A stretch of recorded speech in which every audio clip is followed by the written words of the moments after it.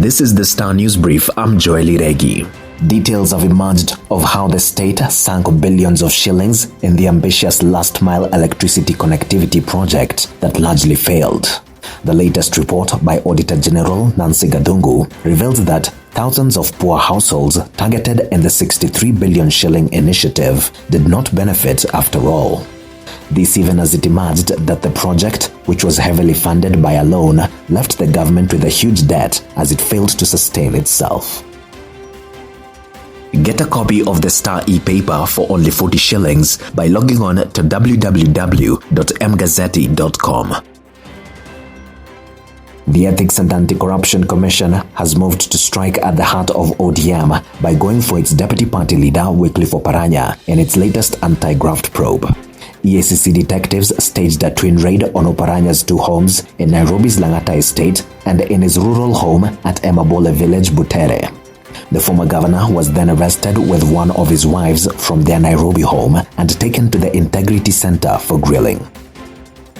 A newly recruited constable police officer will now earn a monthly salary of 21,645 shillings in the latest salary review released by the National Police Service Commission.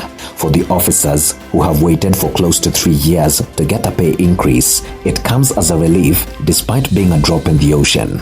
The new salary scales, which affect all uniformed officers, including civilian staff within the service, show that officers on their ranks and years in service have an increase of between 1,255 shillings to 9,439 shillings in the new pay. Baby E.G. was abandoned by her mother the same day of her birth on October 19, 2020. A warm family has convinced a court to let her into their arms for care. At the time of her birth, the mother lived with her aunt in Umoja, Nairobi.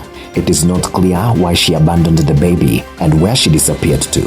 While it would be expected that the aunt would have stepped up to the plate to care for the little angel, she also ducked the responsibility, taking E.G. to Kenyatta National Hospital the same day.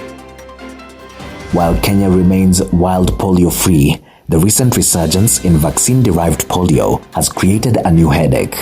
The World Health Organization says one case of paralysis means there could be hundreds of other silently infected children.